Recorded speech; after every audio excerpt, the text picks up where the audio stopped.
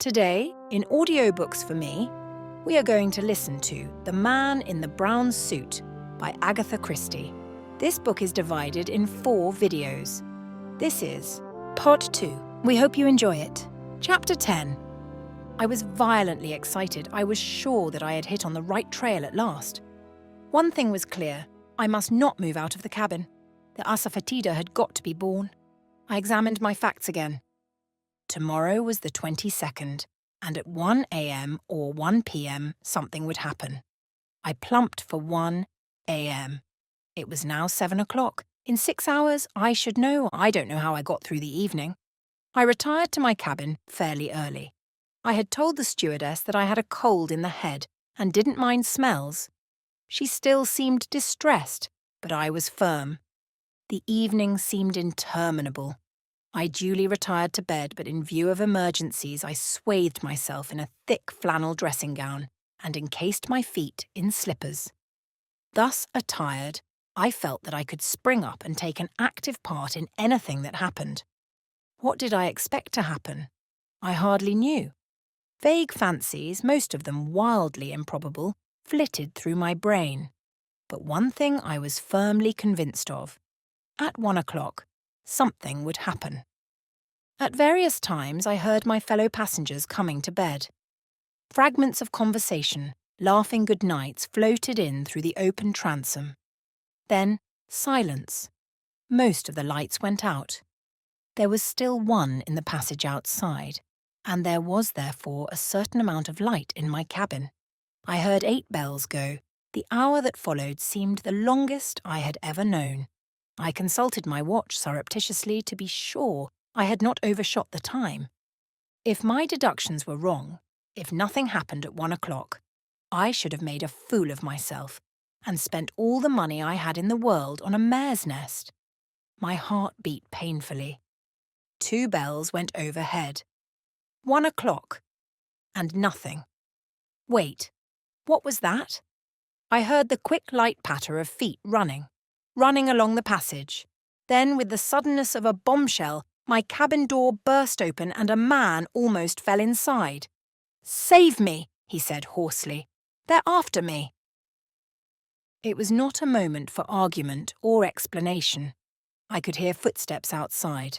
I had about 40 seconds in which to act. I had sprung to my feet and was standing facing the stranger in the middle of the cabin. A cabin does not abound in hiding places for a 6-foot man. With one arm, I pulled out my cabin trunk. He slipped down behind it under the bunk. I raised the lid. At the same time, with the other hand, I pulled down the wash basin. A deft movement, and my hair was screwed into a tiny knot on the top of my head. From the point of view of appearance, it was inartistic. From another standpoint, it was supremely artistic. A lady with her hair screwed into an unbecoming knob and in the act of removing a piece of soap from her trunk with which, apparently to wash her neck, could hardly be suspected of harbouring a fugitive. There was a knock at the door, and without waiting for me to say, "Come in," it was pushed open. I don't know what I expected to see. I think I had vague ideas of Mr. Paget brandishing a revolver, or my missionary friend with a sandbag, or some other lethal weapon. But certainly I did not expect to see a night stewardess with an inquiring face and looking the essence of respectability. "I beg your pardon, miss. I thought you called out." "No," I said, "I didn't." "I'm sorry for interrupting you." "That's all right," I said. "I couldn't sleep. I thought a wash would do me good." It sounded rather as though it were a thing I never had as a general rule. "I'm so sorry, miss," said the stewardess again, "but there's a gentleman about who's rather drunk, and we are afraid he might get into one of the ladies' cabins and frighten them." "How dreadful," I said, looking alarmed. "He won't come in here, will he?" "Oh, I don't think so, miss. Ring the bell if he does. Good night." Good night. I opened the door and peeped down the corridor. Except for the retreating form of the stewardess, there was nobody in sight. Drunk. So that was the explanation of it. My histrionic talents had been wasted. I pulled the cabin trunk out a little farther and said, "Come out at once, please." in an acid voice. There was no answer. I peered under the bunk. My visitor lay immovable. He seemed to be asleep. I tugged at his shoulder. He did not move. Dead drunk, I thought vexedly. What am I to do? Then I saw something that made me catch my breath, a small scarlet spot on the floor. Using all my strength, I succeeded in dragging the man out into the middle of the cabin. The dead whiteness of his face showed that he had fainted. I found the cause of his fainting easily enough. He had been stabbed under the left shoulder blade, a nasty deep wound. I got his coat off and set to work to attend to it. At the sting of the cold water he stirred, then sat up.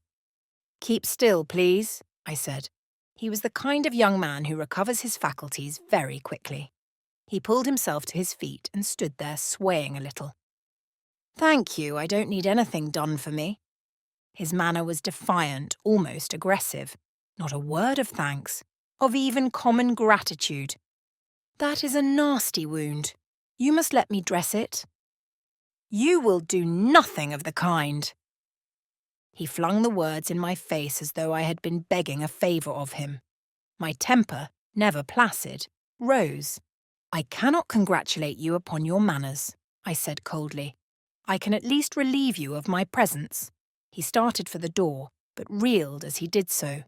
With an abrupt movement, I pushed him down upon the sofa. "Don't be a fool," I said unceremoniously. "You don't want to go bleeding all over the ship, do you?" He seemed to see the sense of that, for he sat quietly whilst I bandaged up the wound as best I could. "There," I said, bestowing a pat on my handiwork. "That will have to do for the present. Are you better tempered now, and do you feel inclined to tell me what it's all about?" "I'm sorry that I can't satisfy your very natural curiosity." "Why not?" I said, chagrined. He smiled nastily. "If you want a thing broadcasted, tell a woman. Otherwise, keep your mouth shut." "Don't you think I could keep a secret?" "I don't think... I know." He rose to his feet. "At any rate," I said spitefully, "I shall be able to do a little broadcasting about the events of this evening."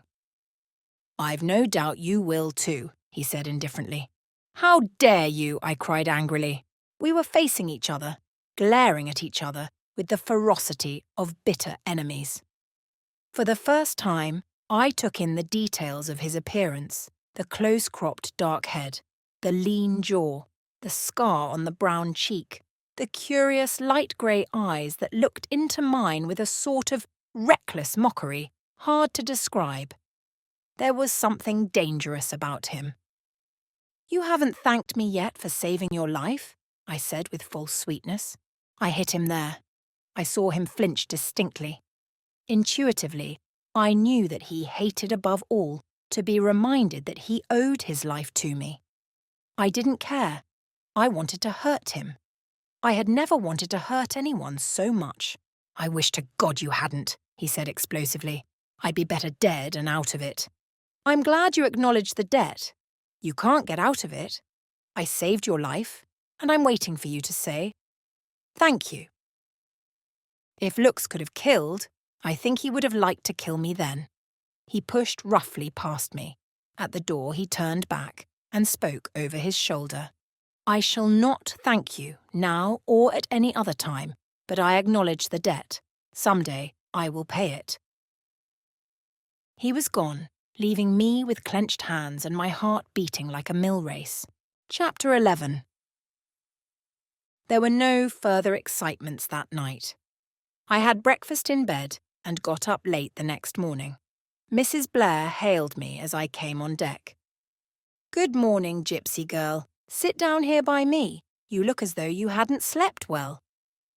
"Why do you call me that?" I asked as I sat down obediently. "Do you mind? It suits you somehow.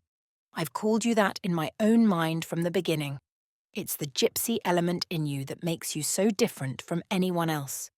I decided in my own mind that you and Colonel Race were the only two people on board who wouldn't bore me to death to talk to." "That's funny," I said. "I thought the same about you. Only it's more understandable in your case. You're You're such an exquisitely finished product. Not badly put, said Mrs. Blair, nodding her head. Tell me all about yourself, gypsy girl. Why are you going to South Africa? I told her something about Papa's life work. So you're Charles Beddingfeld's daughter? I thought you weren't a mere provincial miss. Are you going to Broken Hill to grub up more skulls? I may, I said cautiously. I've got other plans as well. What a mysterious minx you are. But you do look tired this morning. Didn't you sleep well? I can't keep awake on board a boat. 10 hours sleep for a fool, they say. I could do with 20. She yawned, looking like a sleepy kitten. An idiot of a steward woke me up in the middle of the night to return me that roll of films I dropped yesterday. He did it in the most melodramatic manner, stuck his arm through the ventilator and dropped them nearly in the middle of my tummy. I thought it was a bomb for a moment. Here's your colonel, I said, as the tall, soldierly figure of Colonel Race appeared on the deck. He's not my colonel particularly. In fact, he admires you very much, gypsy girl. So don't run away. I want to tie something round my head. It will be more comfortable than a hat. I slipped quickly away. For some reason or other, I was uncomfortable with Colonel Race. He was one of the few people who were capable of making me feel shy.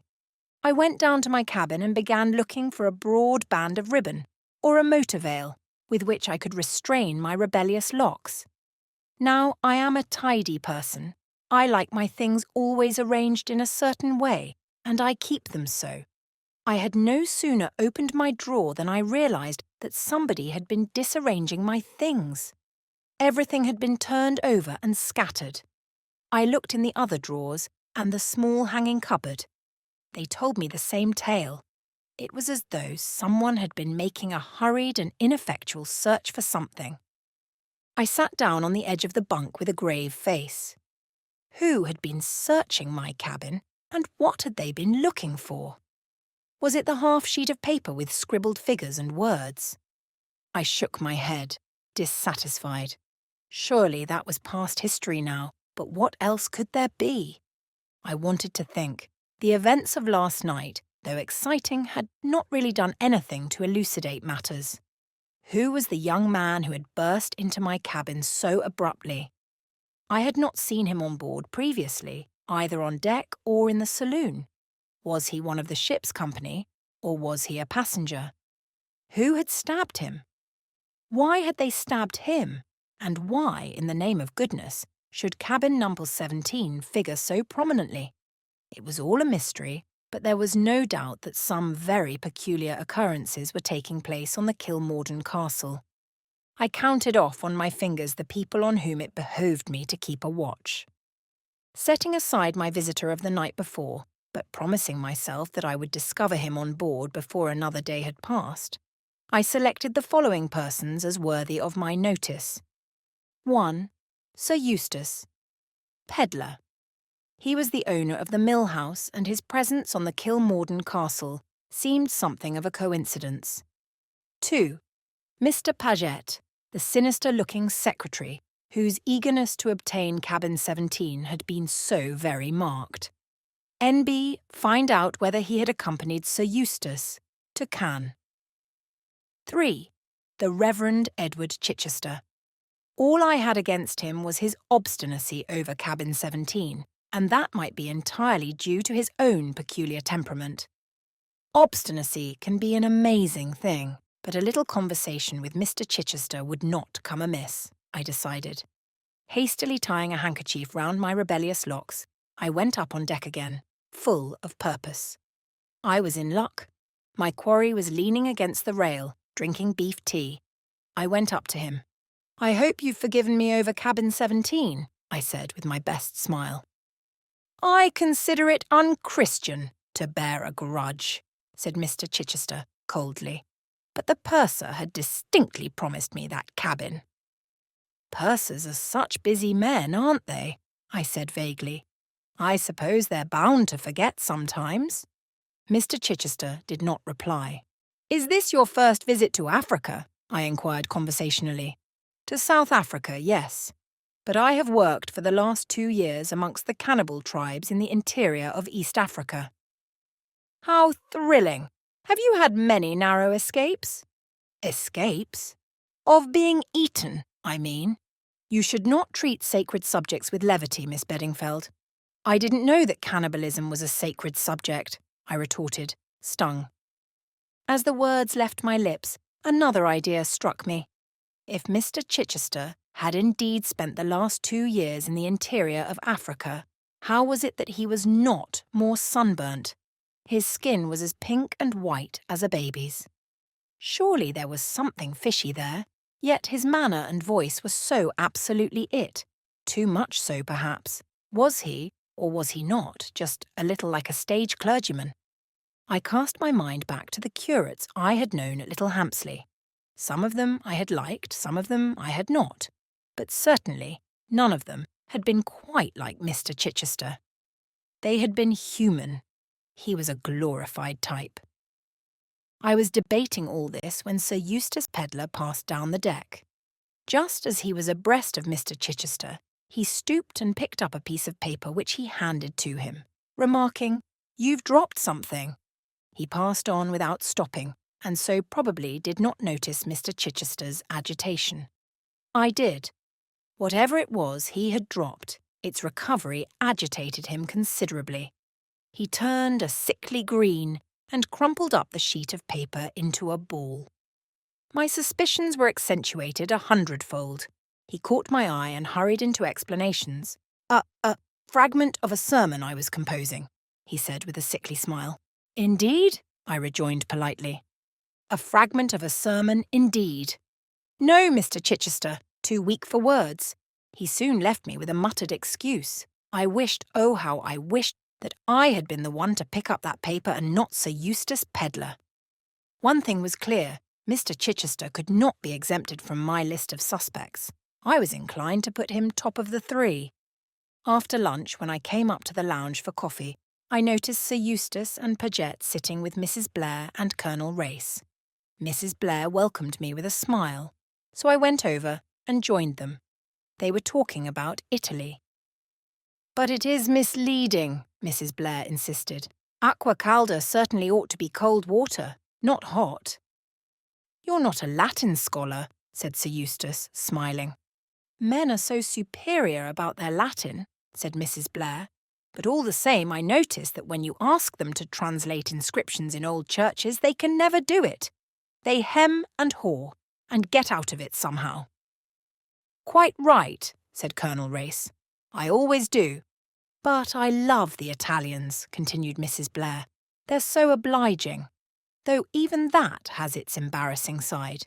You ask them the way somewhere, and instead of saying first to the right, second to the left, or something that one could follow, they pour out a flood of well-meaning directions, and when you look bewildered, they take you kindly by the arm and walk all the way there with you. "Is that your experience in Florence, Paget?" asked Sir Eustace, turning with a smile to his secretary. For some reason the question seemed to disconcert Mr. Paget. He stammered and flushed. "Oh, quite so, yes. Quite so." Then with a murmured excuse he rose and left the table. "I am beginning to suspect Guy Paget of having committed some dark deed in Florence," remarked Sir Eustace, gazing after his secretary's retreating figure. "Whenever Florence or Italy is mentioned, he changes the subject, or bolts precipitately." "Perhaps he murdered someone there," said Mrs. Blair hopefully. "He looks— I hope I'm not hurting your feelings, Sir Eustace, but he does look as though he might murder someone. Yes, pure Cinquecento. It amuses me sometimes, especially when one knows as well as I do how essentially law-abiding and respectable the poor fellow really is." "He's been with you some time, hasn't he, Sir Eustace?" asked Colonel Race. 6 years, said Sir Eustace, with a deep sigh. "He must be quite invaluable to you," said Mrs. Blair. "Oh, invaluable, yes, quite invaluable." The poor man sounded even more depressed, as though the invaluableness of Mr. Paget was a secret grief to him. Then he added more briskly, "But his face should really inspire you with confidence, my dear lady. No self-respecting murderer would ever consent to look like one. Crippen, now, I believe, was one of the pleasantest fellows imaginable. "He was caught on a liner, wasn't he?" murmured Mrs. Blair. There was a slight rattle behind us. I turned quickly. Mr. Chichester had dropped his coffee cup. Our party soon broke up. Mrs. Blair went below to sleep, and I went out on deck. Colonel Race followed me. "You're very elusive, Miss Beddingfeld. I looked for you everywhere last night at the dance." "I went to bed early," I explained. "Are you going to run away tonight too? Or are you going to dance with me?" "I shall be very pleased to dance with you," I murmured shyly. "But Mrs. Blair—" "Our friend Mrs. Blair doesn't care for dancing." "And you do." "I care for dancing with you." "Oh," I said nervously. I was a little afraid of Colonel Race. Nevertheless, I was enjoying myself. This was better than discussing fossilized skulls with stuffy old professors. Colonel Race was really just my ideal of a stern, silent Rhodesian. Possibly I might marry him. I hadn't been asked, it is true. But, as the Boy Scouts say, be prepared.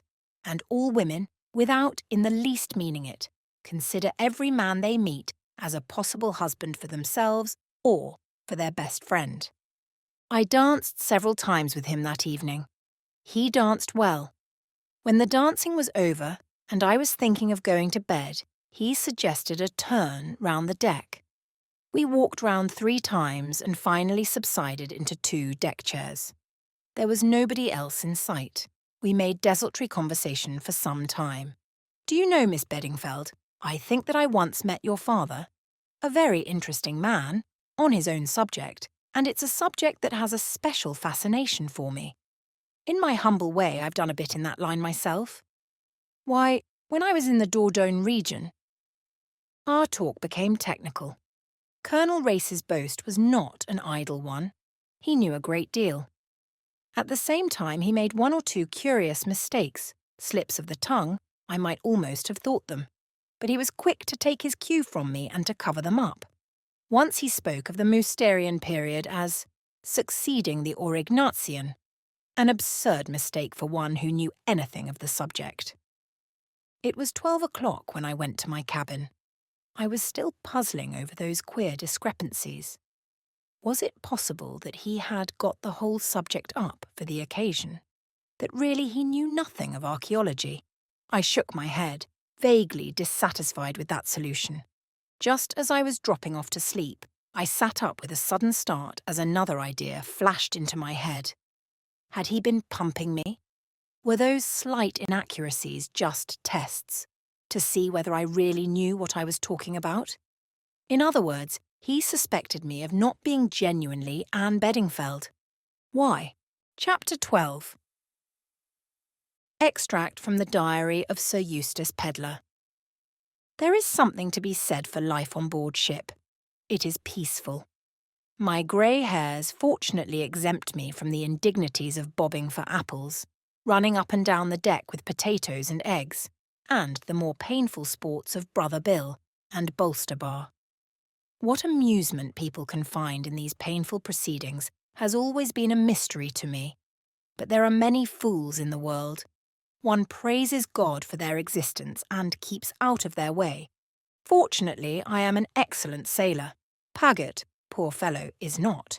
He began turning green as soon as we were out of the Solent. I presume my other so-called secretary is also seasick. At any rate, he has not yet made his appearance. But perhaps it is not seasickness, but high diplomacy. The great thing is that I have not been worried by him. On the whole, the people on board are a mangy lot.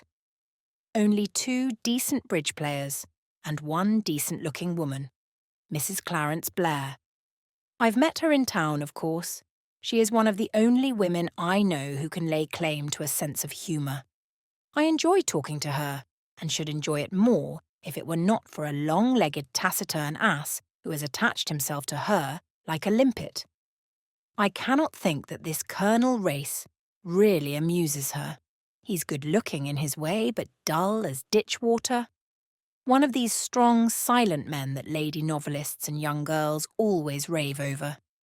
Guy Paget struggled up on deck after we left Madeira and began babbling in a hollow voice about work. What the devil does anyone want to work for on board ship? It is true that I promised my publishers my reminiscences early in the summer, but what of it? Who really reads reminiscences? Old ladies in the suburbs. And what do my reminiscences amount to? I've knocked against a certain number of so-called famous people in my lifetime. With the assistance of Paget, I invent insipid anecdotes about them. And the truth of the matter is, Paget is too honest for the job. He won't let me invent anecdotes about the people I might have met, but haven't. I tried kindness with him. "You look a perfect wreck still, my dear chap," I said easily. "What you need is a deck chair in the sun. No, not another word. The work must wait." The next thing I knew, he was worrying about an extra cabin. "There's no room to work in your cabin, Sir Eustace. It's full of trunks." From his tone, you might have thought that trunks were blackbeetles, something that had no business to be there. I explained to him that, though he might not be aware of the fact, it was usual to take a change of clothing with one when travelling. He gave the wan smile with which he always greets my attempts at humour, and then reverted to the business in hand. "And we could hardly work in my little hole." I know Paget's little holes. He usually has the best cabin on the ship. "I'm sorry the captain didn't turn out for you this time," I said sarcastically. "Perhaps you'd like to dump some of your extra luggage in my cabin." Sarcasm is dangerous with a man like Paget. He brightened up at once. "Well, if I could get rid of the typewriter and the stationery trunk." The stationery trunk weighs several solid tons. It causes endless unpleasantness with the porters, and it is the aim of Paget's life to foist it on me. It is a perpetual struggle between us. He seems to regard it as my special personal property. I, on the other hand, regard the charge of it as the only thing where a secretary is really useful. "We'll get an extra cabin," I said hastily. The thing seemed simple enough, but Paget is a person who loves to make mysteries. He came to me the next day with a face like a Renaissance conspirator. "You know you told me to get cabin 17 for an office. Well, what of it? Has the stationery trunk jammed in the doorway?" "The doorways are the same size in all the cabins," replied Paget seriously. "But I tell you, Sir Eustace, there's something very queer about that cabin." Memories of reading The Upper Berth floated through my mind. "If you mean that it's haunted," I said, "we're not going to sleep there, so I don't see that it matters. Ghosts don't affect typewriters." Paget said that it wasn't a ghost and that, after all, he hadn't got cabin 17.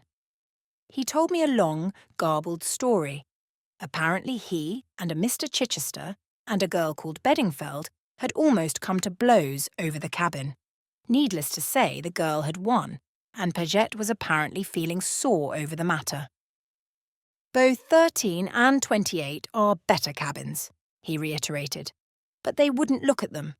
"Well," I said, stifling a yawn, "for that matter, no more would you, my dear Paget." He gave me a reproachful look. "You told me to get cabin 17. There is a touch of the boy upon the burning deck about Paget.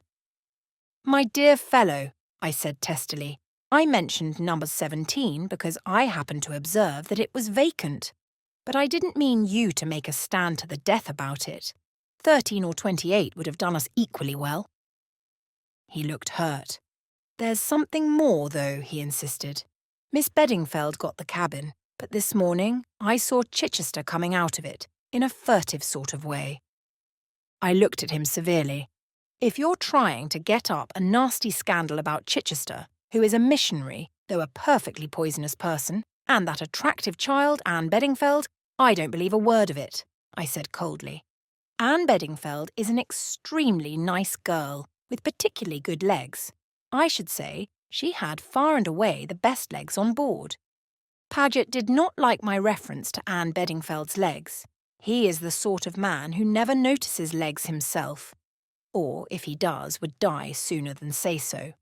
Also, he thinks my appreciation of such things frivolous. I like annoying Paget, so I continued maliciously. As you've made her acquaintance, you might ask her to dine at our table tomorrow night.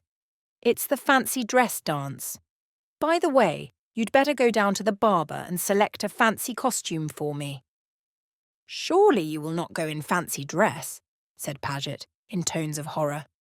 I could see that it was quite incompatible with his idea of my dignity. He looked shocked and pained. I had really had no intention of donning fancy dress, but the complete discomfiture of Paget was too tempting to be forborne. What do you mean? I said.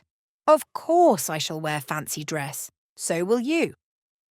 Paget shuddered. So go down to the barber's and see about it, I finished. I don't think he'll have any outsizes, murmured Paget, measuring my figure with his eye. Without meaning it, Paget can occasionally be extremely offensive. And order a table for 6 in the saloon, I said. We'll have the captain, the girl with the nice legs, Mrs. Blair. You won't get Mrs. Blair without Colonel Race, Paget interposed. He's asked her to dine with him, I know. Paget always knows everything. I was justifiably annoyed. Who is Race? I demanded, exasperated. As I said before, Paget always knows everything, or thinks he does. He looked mysterious again. They say he's a Secret Service chap, Sir Eustace. Rather a great gun too, but of course I don't know for certain. Isn't that like the government? I exclaimed. Here's a man on board whose business it is to carry about secret documents, and they go giving them to a peaceful outsider who only asks to be let alone. Paget looked even more mysterious. He came a pace nearer and dropped his voice. If you ask me, the whole thing is very queer, Sir Eustace. Look at that illness of mine before we started. My dear fellow, I interrupted brutally, that was a bilious attack. You're always having bilious attacks. Paget winced slightly. It wasn't the usual sort of bilious attack. This time, for God's sake, don't go into the details of your condition, Paget. I don't want to hear them. Very well, Sir Eustace, but my belief is that I was deliberately poisoned. Ah, I said, you've been talking to Rayburn. He did not deny it. At any rate, Sir Eustace, he thinks so, and he should be in a position to know. By the way, where is the chap? I asked. I've not set eyes on him since we came on board. He gives out that he's ill and stays in his cabin, Sir Eustace. Paget's voice dropped again. But that's camouflage, I'm sure, so that he can watch better. Watch? Over your safety, Sir Eustace, in case an attack should be made upon you. You're such a cheerful fellow, Paget, I said. I trust that your imagination runs away with you. If I were you, I should go to the dance as a death's head or an executioner. It will suit your mournful style of beauty. That shut him up for the time being. I went on deck. The Beddingfeld girl was deep in conversation with the missionary parson, Chichester. Women always flutter round parsons. A man of my figure hates stooping. But I had the courtesy to pick up a bit of paper that was fluttering round the parson's feet. I got no word of thanks for my pains. As a matter of fact, I couldn't help seeing what was written on the sheet of paper. There was just one sentence. Don't try to play a lone hand, or it will be the worse for you. That's a nice thing for a parson to have. Who is this fellow Chichester, I wonder? He looks mild as milk. But looks are deceptive. I shall ask Paget about him. Paget always knows everything. I sank gracefully into my deck chair by the side of Mrs. Blair, thereby interrupting her tête-à-tête with Race, and remarked that I didn't know what the clergy were coming to nowadays. Then I asked her to dine with me on the night of the fancy dress dance. Somehow or other, Race managed to get included in the invitation. After lunch, the Beddingfeld girl came and sat with us for coffee. I was right about her legs. They are the best on the ship. I shall certainly ask her to dinner as well. I would very much like to know what mischief Paget was up to in Florence. Whenever Italy is mentioned, he goes to pieces. If I did not know how intensely respectable he is, I should suspect him of some disreputable amour. I wonder now, even the most respectable men. It would cheer me up enormously if it was so. Paget, with a guilty secret. Splendid. Chapter 13. It has been a curious evening. The only costume that fitted me in the barber's emporium was that of a teddy bear. I don't mind playing bears with some nice young girls on a winter's evening in England, but it's hardly an ideal costume for the equator. However, I created a good deal of merriment and won first prize for brought on board, an absurd term for a costume hired for the evening. Still, as nobody seemed to have the least idea whether they were made or brought, it didn't matter. Mrs. Blair refused to dress up. Apparently she is at one with Paget on the matter. Colonel Race followed her example. Anne Beddingfeld had concocted a gypsy costume for herself and looked extraordinarily well. Paget said he had a headache and didn't appear. To replace him, I asked a quaint little fellow called Reeves. He's a prominent member of the South African Labour Party. Horrible little man, but I want to keep in with him, as he gives me information that I need. I want to understand this Rand business from both sides. Dancing was a hot affair. I danced twice with Anne Beddingfeld, and she had to pretend she liked it. I danced once with Mrs. Blair, who didn't trouble to pretend, and I victimised various other damsels whose appearance struck me favourably. Then we went down to supper. I had ordered champagne. The steward suggested Clicquot 1911 as being the best they had on the boat, and I fell in with his suggestion. I seemed to have hit on the one thing that would loosen Colonel Race's tongue. Far from being taciturn, the man became actually talkative. For a while this amused me. Then it occurred to me that Colonel Race, and not myself, was becoming the life and soul of the party. He chaffed me at length about keeping a diary. "It will reveal all your indiscretions one of these days, peddler." "My dear Race," I said, "I venture to suggest that I am not quite the fool you think me. I may commit indiscretions, but I don't write them down in black and white.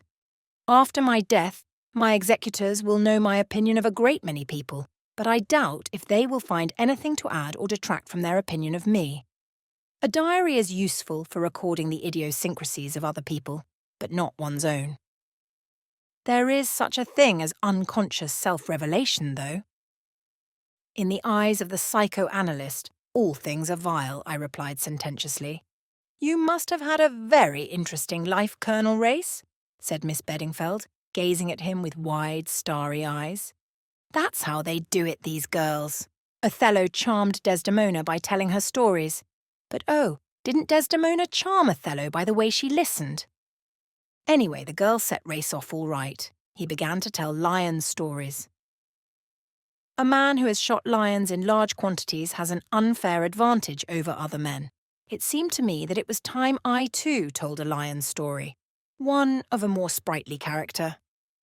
"By the way," I remarked, "that reminds me of a rather exciting tale I heard. A friend of mine was out on a shooting trip somewhere in East Africa. One night, he came out of his tent for some reason and was startled by a low growl. He turned sharply and saw a lion crouching to spring. He had left his rifle in the tent. Quick as thought, he ducked, and the lion sprang right over his head. Annoyed at having missed him, the animal growled and prepared to spring again. Again he ducked, and again the lion sprang right over him. This happened a third time, but by now he was close to the entrance of the tent, and he darted in and seized his rifle. When he emerged, rifle in hand, the lion had disappeared. That puzzled him greatly. He crept round the back of the tent, where there was a little clearing. There, sure enough, was the lion, busily practising low jumps. This was received with a roar of applause. I drank some champagne. On another occasion, I remarked, this friend of mine had a second curious experience. He was trekking across country, and being anxious to arrive at his destination before the heat of the day, he ordered his boys to inspan whilst it was still dark. They had some trouble in doing so as the mules were very restive, but at last they managed it, and a start was made. The mules raced along like the wind, and when daylight came, they saw why. In the darkness, the boys had inspanned a lion as the near wheeler.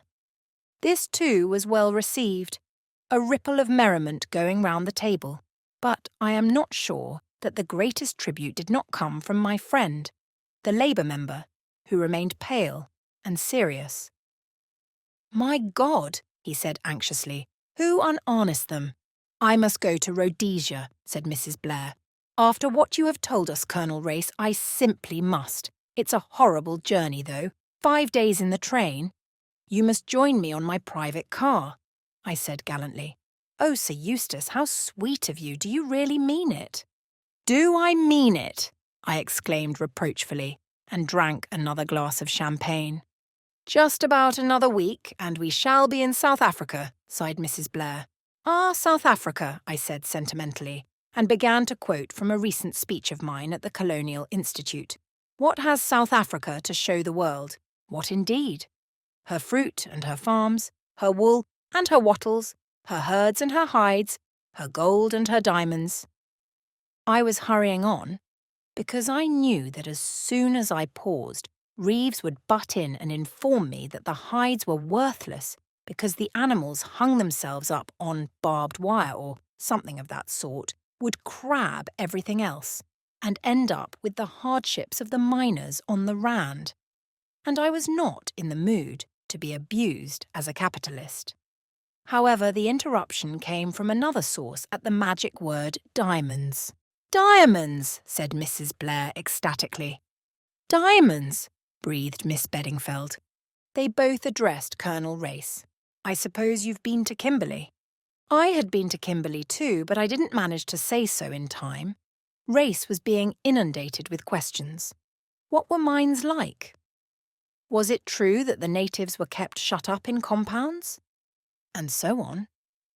Race answered their questions and showed a good knowledge of his subject. He described the methods of housing the natives, the searches instituted, and the various precautions that De Beers took. "Then it's practically impossible to steal any diamonds?" asked Mrs. Blair with as keen an air of disappointment as though she had been journeying there for the express purpose. "Nothing's impossible, Mrs. Blair. Thefts do occur, like the case I told you of where the Kaffir hid the stone in his wound." "Yes, but on a large scale." "Once in recent years. Just before the war, in fact. You must remember the case, Pedlar. You were in South Africa at the time." I nodded. "Tell us," cried Miss Beddingfeld. "Oh, do tell us." Race smiled. "Very well, you shall have the story. I suppose most of you have heard of Sir Lawrence Ardsley, the great South African mining magnate. His mines were gold mines, but he comes into the story through his son. You may remember that just before the war, rumours were afield of a new potential Kimberley hidden somewhere in the rocky floor of the British Guiana jungles. 2 young explorers, so it was reported, had returned from that part of South America bringing with them a remarkable collection of rough diamonds, some of them of considerable size. Diamonds of small size had been found before in the neighbourhood of the Essequibo and Mazaruni rivers, but these 2 young men, John Ardsley and his friend Lucas, claimed to have discovered beds of great carbon deposits at the common head of 2 streams. The diamonds were of every colour, pink, blue, yellow, green, black, and the purest white. Ardsley and Lucas came to Kimberley where they were to submit their gems to inspection. At the same time, a sensational robbery was found to have taken place at De Beers. When sending diamonds to England, they are made up into a packet. This remains in the big safe, of which the 2 keys are held by 2 different men, whilst a third man knows the combination. They are handed to the bank, and the bank send them to England. Each package is worth roughly about £100,000. On this occasion, the bank was struck by something a little unusual about the sealing of the packet. It was opened and found to contain knobs of sugar. Exactly how suspicion came to fasten on John Erdsley, I do not know. It was remembered that he had been very wild at Cambridge and that his father had paid his debts more than once. Anyhow, it soon got about that this story of South American diamond fields was all a fantasy. John Erdsley was arrested. In his possession was found a portion of the De Beers diamonds. But the case never came to court. Sir Lawrence Erdsley paid over a sum equal to the missing diamonds, and De Beers did not prosecute. Exactly how the robbery was committed has never been known. But the knowledge that his son was a thief broke the old man's heart. He had a stroke shortly afterwards. As for John, his fate was in a way merciful. He enlisted, went to the war, fought there bravely, and was killed, thus wiping out the stain on his name. Sir Lawrence himself had a third stroke and died about a month ago. He died intestate, and his vast fortune passed to his next of kin, a man whom he hardly knew. The Colonel paused. A babel of ejaculations and questions broke out. Something seemed to attract Miss Beddingfeld's attention, and she turned in her chair. At the little gasp she gave, I too turned. My new secretary, Rayburn, was standing in the doorway. Under his tan, his face had the pallor of one who has seen a ghost. Evidently, Race's story had moved him profoundly. Suddenly conscious of our scrutiny, he turned abruptly and disappeared. "Do you know who that is?" asked Anne Beddingfeld abruptly. "That's my other secretary," I explained. "Mr. Rayburn. He's been seedy up to now." She toyed with the bread by her plate. "Has he been your secretary long?" "Not very long," I said cautiously. But caution is useless with a woman. The more you hold back, the more she presses forward. Anne Beddingfeld made no bones about it. "How long?" she asked bluntly. "Well, I engaged him just before I sailed. Old friend of mine recommended him." She said nothing more, but relapsed into a thoughtful silence. I turned to Race with the feeling that it was my turn to display an interest in his story. "Who is Sir Lawrence's next of kin, Race? Do you know?" "I should say so," he replied with a smile. "I am." Chapter 14. Anne's narrative resumed. It was on the night of the fancy dress dance that I decided that the time had come for me to confide in someone. So far I had played a lone hand and rather enjoyed it. Now suddenly everything was changed. I distrusted my own judgment, and for the first time a feeling of loneliness and desolation crept over me. I sat on the edge of my bunk, still in my gypsy dress, and considered the situation. I thought first of Colonel Race. He had seemed to like me. He would be kind, I was sure. And he was no fool. Yet, as I thought it over, I wavered. He was a man of commanding personality. He would take the whole matter out of my hands. And it was my mystery. There were other reasons too, which I would hardly acknowledge to myself, but which made it inadvisable to confide in Colonel Race. Then I thought of Mrs. Blair. She too had been kind to me. I did not delude myself into the belief that that really meant anything. It was probably a mere whim of the moment. All the same, I had it in my power to interest her. She was a woman who had experienced most of the ordinary sensations of life. I proposed to supply her with an extraordinary one. And I liked her her ease of manner, her lack of sentimentality, her freedom from any form of affectation. My mind was made up. I decided to seek her out then and there. She would hardly be in bed yet. Then I remembered that I did not know the number of her cabin. My friend, the night stewardess, would probably know. I rang the bell. After some delay, it was answered by a man. He gave me the information I wanted. Mrs. Blair's cabin was number 71. He apologised for the delay in answering the bell, but explained that he had all the cabins to attend to. "Where is the stewardess, then?" I asked. "They all go off duty at 10 o'clock. "No, I mean the night stewardess." "No stewardess on at night, miss." But a stewardess came the other night, about 1 o'clock. "You must have been dreaming, miss. There's no stewardess on duty after 10. He withdrew and I was left to digest this morsel of information. Who was the woman who had come to my cabin on the night of the 22nd?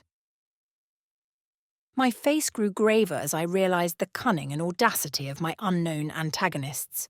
Then, pulling myself together, I left my own cabin and sought that of Mrs. Blair.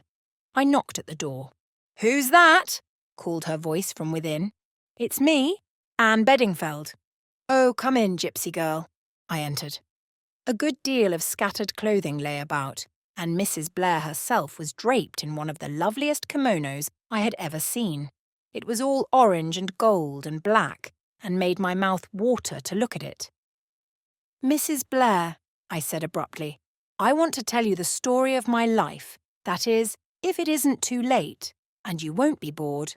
"Not a bit." "I always hate going to bed," said Mrs. Blair, her face crinkling into smiles in the delightful way it had. "And I should love to hear the story of your life. You're a most unusual creature, gypsy girl. Nobody else would think of bursting in on me at 1 a.m. to tell me the story of their life. Especially after snubbing my natural curiosity for weeks, as you have done. I'm not accustomed to being snubbed. It's been quite a pleasing novelty. Sit down on the sofa and unburden your soul." I told her the whole story. It took some time as I was conscientious over all the details. She gave a deep sigh when I had finished, but she did not say at all what I had expected her to say. Instead, she looked at me, laughed a little and said, "Do you know, Anne, you're a very unusual girl. Haven't you ever had qualms?" "Qualms?" I asked, puzzled. "Yes, qualms, qualms, qualms. Starting off alone with practically no money. What will you do when you find yourself in a strange country with all your money gone?" "It's no good bothering about that until it comes. I've got plenty of money still. The £25 that Mrs. Fleming gave me is practically intact, and then I won the sweep yesterday. That's another £15. Why, I've got lots of money. £40. Lots of money. My God," murmured Mrs. Blair. "I couldn't do it, Anne, and I've plenty of pluck in my own way. I couldn't start off gaily with a few pounds in my pocket and no idea as to what I was doing and where I was going." "But that's the fun of it," I cried, thoroughly roused. "It gives one such a splendid feeling of adventure." She looked at me, nodded once or twice, and then smiled. "Lucky Anne. There aren't many people in the world who feel as you do." "Well," I said impatiently, "what do you think of it all, Mrs. Blair?" "I think it's the most thrilling thing I ever heard. Now, to begin with, you will stop calling me Mrs. Blair. Suzanne will be ever so much better. Is that agreed?" "I should love it, Suzanne." "Good girl. Now let's get down to business. You say that in Sir Eustace's secretary, not that long-faced Paget, the other one, you recognised the man who was stabbed and came into your cabin for shelter." I nodded. "That gives us two links connecting Sir Eustace with the tangle. The woman was murdered in his house, and it's his secretary who gets stabbed at the mystic hour of 1 o'clock. I don't suspect Sir Eustace himself, but it can't be all coincidence. There's a connection somewhere, even if he himself is unaware of it." "Then there's the queer business of the stewardess," she continued thoughtfully. "What was she like?" "I hardly noticed her. I was so excited and strung up, and a stewardess seemed such an anticlimax. But yes, I did think her face was familiar. Of course it would be if I'd seen her about the ship." "Her face seemed familiar to you?" said Suzanne. "Sure she wasn't a man?" "She was very tall," I admitted. Hardly Sir Eustace, I should think, nor Mr. Paget. Wait."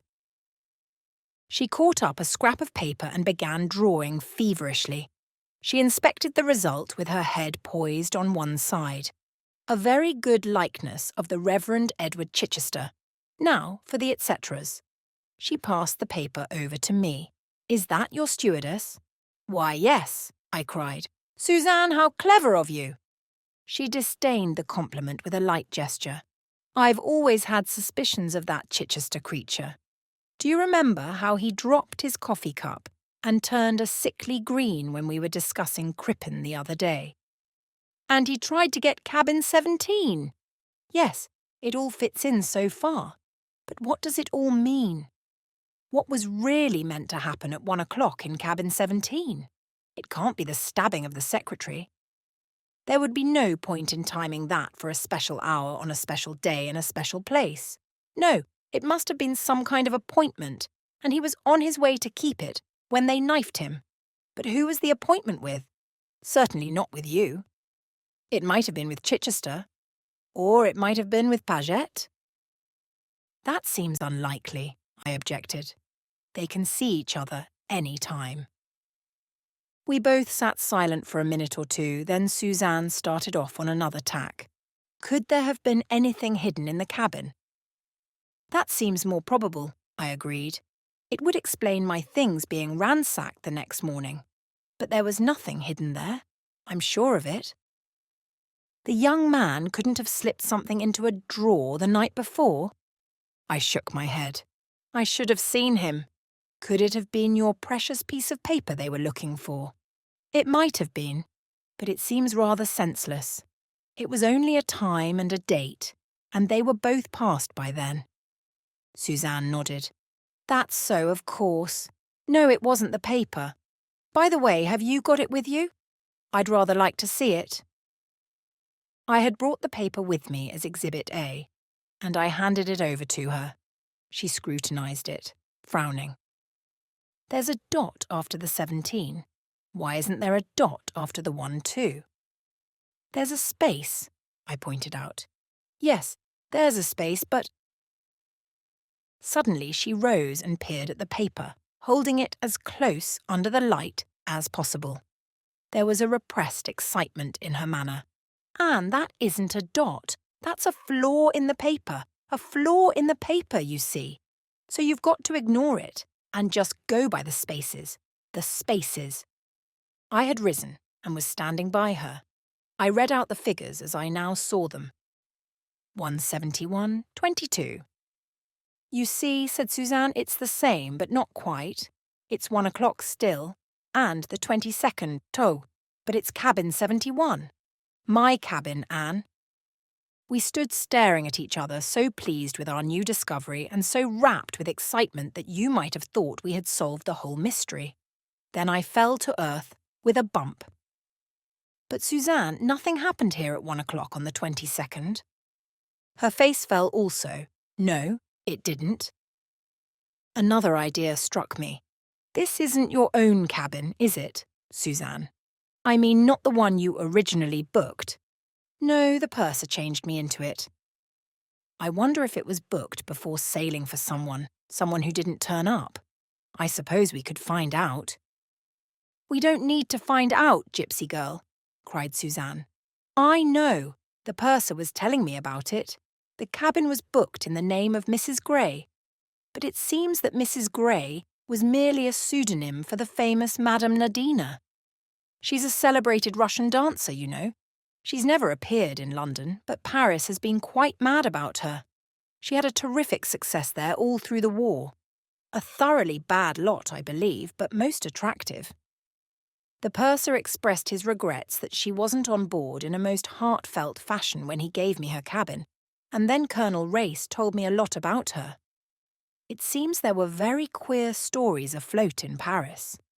She was suspected of espionage, but they couldn't prove anything. I rather fancy Colonel Race was over there simply on that account. He's told me some very interesting things. There was a regular organised gang, not German in origin at all.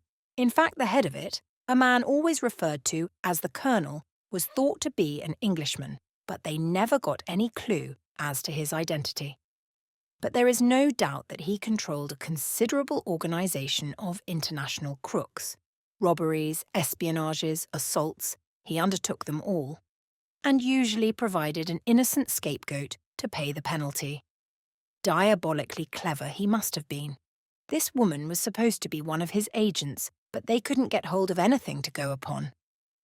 Yes, Anne, we're on the right tack. Nadina is just the woman to be mixed up in this business. The appointment on the morning of the 22nd was with her in this cabin. But where is she? Why didn't she sail? A light flashed upon me. She meant to sail, I said slowly. Then why didn't she? Because she was dead. Suzanne Nadina was the woman murdered at Marlow.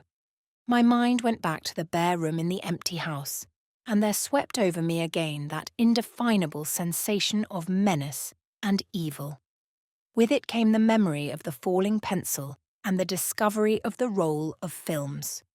A roll of films. That struck a more recent note. Where had I heard of a roll of films? And why did I connect that thought with Mrs. Blair? Suddenly I flew at her and almost shook her in my excitement. Your films, the ones that were passed to you through the ventilator. Wasn't that on the 22nd? The ones I lost? How do you know they were the same? Why would anyone return them to you that way in the middle of the night? It's a mad idea. No, they were a message. The films had been taken out of the yellow tin case and something else put inside. Have you got it still? I may have used it. No, here it is. I remember I tossed it into the rack at the side of the bunk. She held it out to me. It was an ordinary round tin cylinder, such as films are packed in for the tropics. I took it with trembling hand, but even as I did so, my heart leapt. It was noticeably heavier than it should have been. With shaking fingers I peeled off the strip of adhesive plaster that kept it airtight. I pulled off the lid, and a stream of dull, glassy pebbles rolled onto the bed. Pebbles, I said, keenly disappointed. Pebbles? Cried Suzanne. The ring in her voice excited me. Pebbles? No, Anne, not pebbles. Diamonds. Chapter 15. Diamonds. I stared, fascinated, at the glassy heap on the bunk. I picked up one which, but for the weight, might have been a fragment of broken bottle. Are you sure, Suzanne? Oh, yes, my dear. I've seen rough diamonds too often to have any doubts. They're beauties too, Anne. And some of them are unique, I should say. There's a history behind these. The history we heard tonight, I cried. You mean Colonel Race's story? It can't be a coincidence. He told it for a purpose. To see its effect, you mean? I nodded. Its effect on Sir Eustace. Yes. But even as I said it, a doubt assailed me. Was it Sir Eustace who had been subjected to a test, or had the story been told for my benefit? I remembered the impression I had received on that former night of having been deliberately pumped. For some reason or other, Colonel Race was suspicious. But where did he come in? What possible connection could he have with the affair? Who is Colonel Race? I asked. That's rather a question, said Suzanne. He's pretty well known as a big game hunter. And, as you heard him say tonight, he was a distant cousin of Sir Lawrence Eardsley. I've never actually met him until this trip. He journeys to and from Africa a good deal. There's a general idea that he does Secret Service work.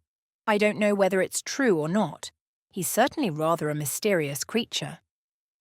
I suppose he came into a lot of money as Sir Lawrence Eardsley's heir? My dear Anne, he must be rolling. You know, he'd be a splendid match for you. I can't have a good go at him with you aboard the ship, I said, laughing. Oh, these married women. We do have a pull, murmured Suzanne complacently. And everybody knows that I am absolutely devoted to Clarence, my husband, you know. It's so safe and pleasant to make love to a devoted wife. It must be very nice for Clarence to be married to someone like you. Well, I'm wearing to live with. Still, he can always escape to the Foreign Office, where he fixes his eyeglass in his eye and goes to sleep in a big armchair.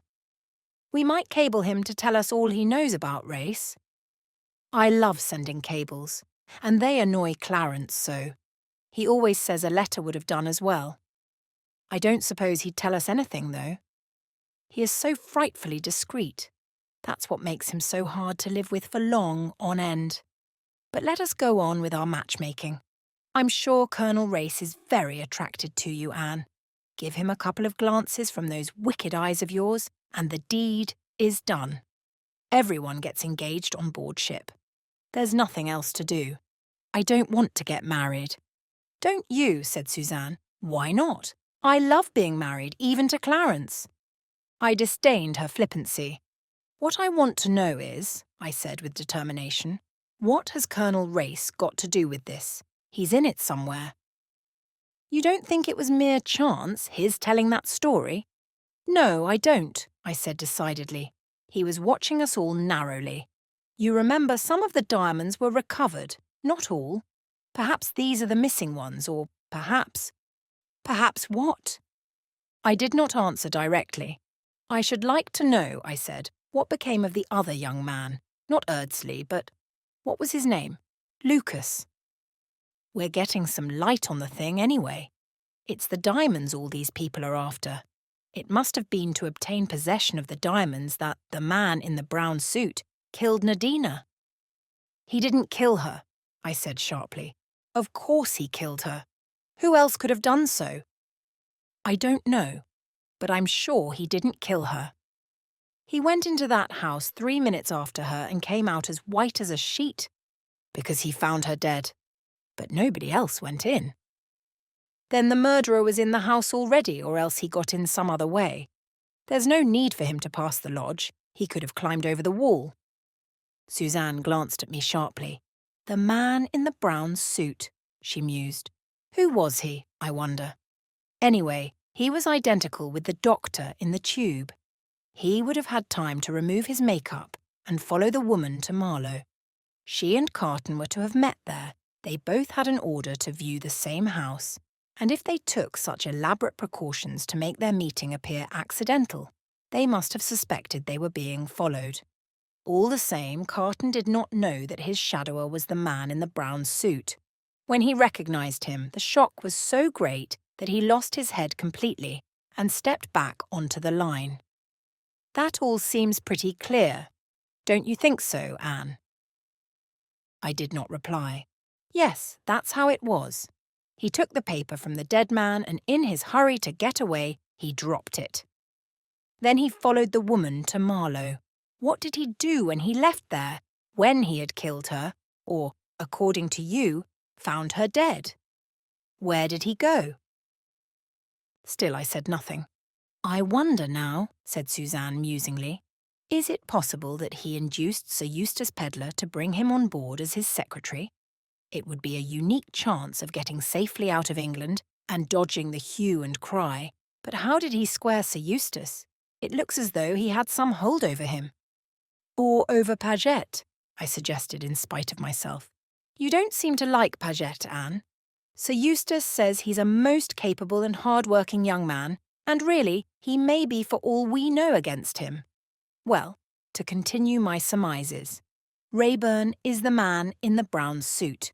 He had read the paper he dropped. Therefore, misled by the dot, as you were, he attempts to reach cabin 17 at 1 o'clock on the 22nd, having previously tried to get possession of the cabin through Paget. On the way there, somebody knifes him. Who? I interpolated. Chichester. Yes, it all fits in. Cable to Lord Nasby that you have found the man in the brown suit. And your fortune's made, Anne. There are several things you've overlooked. What things? Raeburn's got a scar, I know, but a scar can be faked easily enough.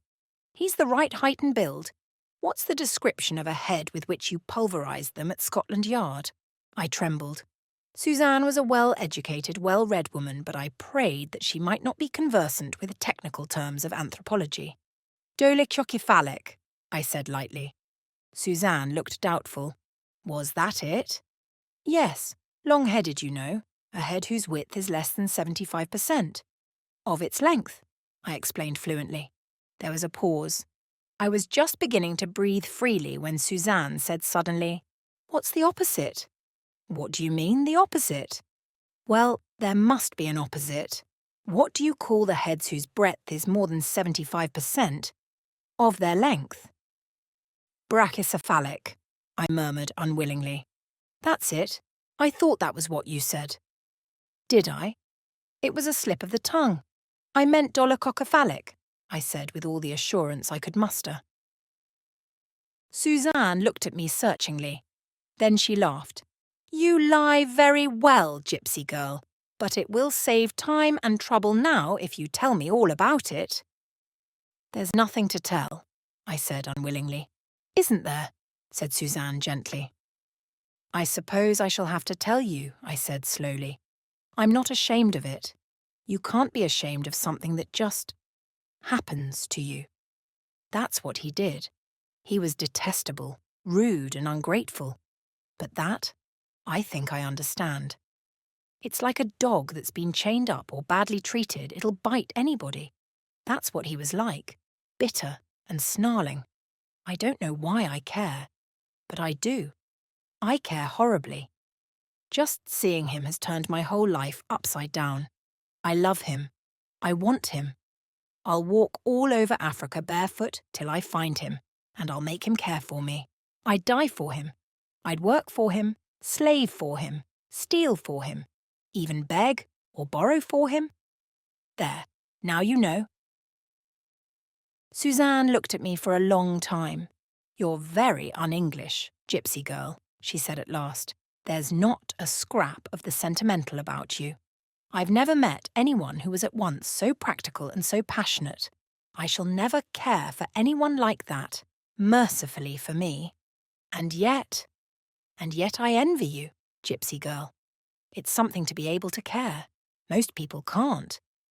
But what a mercy for your little doctor man that you didn't marry him. He doesn't sound at all the sort of individual who would enjoy keeping high explosive in the house. So there's to be no cabling to Lord Nasby. I shook my head. And yet you believe him to be innocent? I also believe that innocent people can be hanged. Yes, but Anne dear, you can face facts. Face them now. In spite of all you say, he may have murdered this woman. No, I said. He didn't. That's sentiment. No, it isn't. He might have killed her. He may even have followed her there with that idea in his mind. But he wouldn't take a bit of black cord and strangle her with it. If he'd done it, he would have strangled her with his bare hands. Suzanne gave a little shiver. Her eyes narrowed appreciatively. Anne, I am beginning to see why you find this young man of yours so attractive. Chapter 16. I got an opportunity of tackling Colonel Race on the following morning. The auction of the sweep had just been concluded and we walked up and down the deck together. How's the gypsy this morning? Longing for land and her caravan? I shook my head. Now that the sea is behaving so nicely, I feel I should like to stay on it for ever and ever. What enthusiasm! Well, isn't it lovely this morning? We leant together over the rail. It was a glassy calm. The sea looked as though it had been oiled. There were great patches of colour on it, blue, pale green, emerald, purple, and deep orange, like a cubist picture. There was an occasional flash of silver that showed the flying fish. The air was moist and warm, almost sticky. Its breath was like a perfumed caress. That was a very interesting story you told us last night, I said, breaking the silence. Which one? The one about the diamonds. I believe women are always interested in diamonds. Of course we are. By the way, what became of the other young man? You said there were 2 of them. Young Lucas? Well, of course they couldn't prosecute one without the other, so he went scot-free too. And what happened to him? Eventually, I mean? Does anyone know? Colonel Race was looking straight ahead of him out to sea. His face was as devoid of expression as a mask, but I had an idea that he did not like my questions. Nevertheless, he replied readily enough. He went to the war and acquitted himself bravely. He was reported missing and wounded. Believed killed. That told me what I wanted to know. I asked no more. But more than ever, I wondered how much Colonel Race knew. The part he was playing in all this puzzled me. One other thing I did. That was to interview the night steward. With a little financial encouragement, I soon got him to talk. The lady wasn't frightened, was she, miss? It seemed a harmless sort of joke, a bet, or so I understood. I got it all out of him, little by little. On the voyage from Cape Town to England, one of the passengers had handed him a roll of films with instructions that they were to be dropped onto the bunk in cabin 71 at 1 a.m. on January 22nd on the outward journey. A lady would be occupying the cabin, and the affair was described as a bet. I gathered that the steward had been liberally paid for his part in the transaction. The lady's name had not been mentioned. Of course, as Mrs. Blair went straight into cabin 71, interviewing the purser as soon as she got on board, it never occurred to the steward that she was not the lady in question. The name of the passenger who had arranged the transaction was Carton, and his description tallied exactly with that of the man killed on the tube. So one mystery, at all events, was cleared up, and the diamonds were obviously the key to the whole situation. Those last days on the Kilmorden seemed to pass very quickly. As we drew nearer and nearer to Cape Town, I was forced to consider carefully my future plans. There were so many people I wanted to keep an eye on. Mr. Chichester, Sir Eustace, and his secretary, and, yes, Colonel Race. What was I to do about it? Naturally, it was Chichester who had first claim on my attention. Indeed, I was on the point of reluctantly dismissing Sir Eustace and Mr. Paget from their position of suspicious characters, when a chance conversation awakened fresh doubts in my mind. I had not forgotten Mr. Paget's incomprehensible emotion at the mention of Florence. On the last evening on board, we were all sitting on deck, and Sir Eustace addressed a perfectly innocent question to his secretary. I forget exactly what it was, something to do with railway delays in Italy, but at once I noticed that Mr. Paget was displaying the same uneasiness which had caught my attention before. When Sir Eustace claimed Mrs. Blair for a dance, I quickly moved into the chair next to the secretary. I was determined to get to the bottom of the matter. "I have always longed to go to Italy," I said, "and especially to Florence. Didn't you enjoy it very much there?" "Indeed I did, Miss Beddingfeld. If you will excuse me, there is some correspondence of Sir Eustace's that—" I took hold of him firmly by his coat sleeve. "Oh, you mustn't run away," I cried with the skittish accent of an elderly dowager. "I'm sure Sir Eustace wouldn't like you to leave me alone with no one to talk to. You never seem to want to talk about Florence. Oh, Mr. Paget, I believe you have a guilty secret." I still had my hand on his arm, and I could feel the sudden start he gave. "Not at all, Miss Beddingfeld, not at all," he said earnestly. "I should be only too delighted to tell you all about it, but there really are some cables. Oh, Mr. Paget, what a thin pretence! I shall tell Sir Eustace." I got no further. He gave another jump. The man's nerves seemed in a shocking state. "What is it you want to know?" The resigned martyrdom of his tone made me smile inwardly. "Oh, everything. The pictures, the olive trees." I paused, rather at a loss myself. "I suppose you speak Italian?" I resumed. "Not a word, unfortunately. But of course with hall porters and, guides." "Exactly," I hastened to reply. "And which was your favourite picture?" "Oh, the Madonna. Raphael, you know." "Dear old Florence," I murmured sentimentally. "So picturesque on the banks of the Arno. A beautiful river. And the Duomo, you remember the Duomo?" Of course, of course. Another beautiful river, is it not?" I hazarded. "Almost more beautiful than the Arno." "Decidedly so, I should say." Emboldened by the success of my little trap, I proceeded further. But there was little room for doubt. Mr. Paget delivered himself into my hands with every word he uttered. The man had never been in Florence in his life. But, if not in Florence, where had he been? In England. Actually in England at the time of the Mill House mystery. I decided on a bold step. "The curious thing is," I said, "that I fancied I had seen you before somewhere, but I must be mistaken, since you were in Florence at the time, and yet—" I studied him frankly. There was a hunted look in his eyes. He passed his tongue over his dry lips. Where? Did I think I had seen you?" I finished for him. "At Marlow. You know Marlow? Why, of course, how stupid of me. Sir Eustace has a house there."